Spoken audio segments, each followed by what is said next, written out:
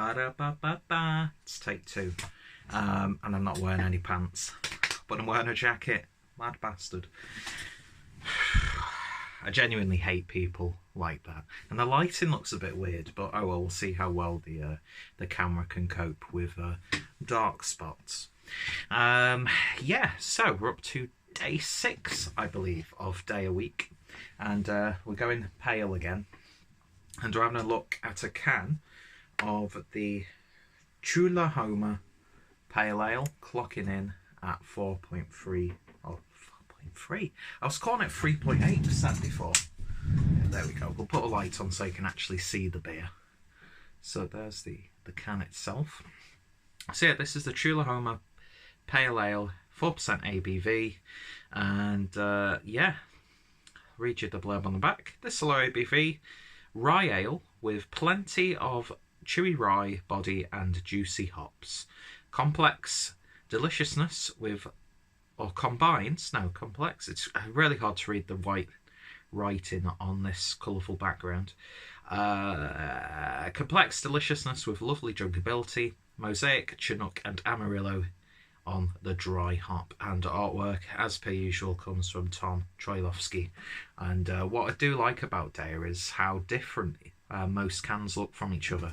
Although, of course, like sort of like Steady Rolling Man, Into the Haze, and those sorts of core beers have that sort of universal look to them. There's always something a bit interesting about the labels. And yeah, so 4% ABV pale ale, or rye pale ale. So I've already tasted, sniffed it, and I got interrupted and I made food. So that's pretty much how exciting my life is. Anyway, beer in a glass then, and that is a lovely sort of murky look to it. Do you know what it reminds you of? It actually reminds me properly of lemon curd. It really, really does. Looks a bit more vibrant on camera. When I initially poured that, I'd imagine because it was like at the top of the can, it wasn't that hazy. It was a bit more pale, and you know, you could slightly see through it. But this just actually looks like you've got some sort of a, like I said, lemon curd and put it in a glass, and there's about 1 finger's worth of a nice compact white head, which seems to be staying around nicely. So certainly looks the part. Let's see what we get on the nose. And you do get that rye character coming through. It adds a little bit of like a spiciness to it. It's combining with a citrusy sort of hoppy tone, giving you that impression of like marmalade on rye. A little bit of toastiness there. It's got actually a really nice malty background actually. It's like really nice crisp sort of biscuity malt characters. Offset really lovely with, really wonderfully with some subtle citrusy tones, the slightest hint of a tropical fruit. It's not a really pungent sort of smelling beer. In fact, I'm getting more of along the lines of like blueberries, cranberries, that sort of thing. Which I'd imagine... what hops are in this? I'm saying that as if I know what I'm talking about. I clearly don't. Amarillo. Yeah, I always seem to get sort of berry characters with Amarillo hops. But yeah, it's smelling really nice. It's not a pungent beer. It's not in your face. It's not like a hop bomb on the nose. But it's smelling good. And I should say before I get into the taste, massive thank you to my Beer Bae Harry for hooking me up with these Deya beers. They've been a real treat so far. Anyway, that's smelling really nice. It actually smells a little bit better than it did when I first poured it. So once it's breathed in the glass, it's coming out really nicely. So let's give it a taste. Cheers, guys.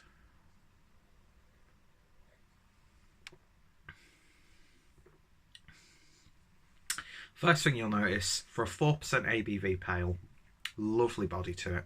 It's not thick and juicy, but it's bold. It's got this sort of like velvetiness to it. A very gentle carbonation, but just enough to dissipate the beer on the palate nicely. It's more subtle than some of the other hoppy beers that I've had from Deya this week. It's more about the balance. It's more about the drinkability. What I have found with really hoppy IPAs is, yeah, they're so bloody delicious when you drink them, but you can get a little bit of a hop burnout. Or that could just be me. But I always want to sound like I'm special, don't I? But yeah. You are getting those hoppy flavours in there, but they're not in your face. That rye character really nicely, and it melds wonderfully into the bitterness on the back end. Like a grapefruit bitterness with a bit of a rye bread character.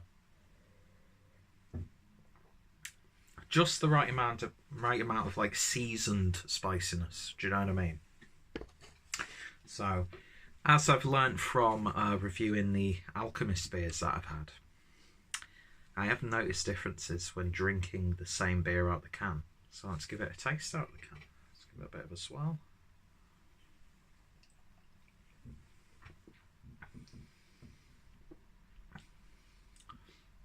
Rye character's a little bit more pronounced when you drink it out of the can, but it's not like really in your face in any way.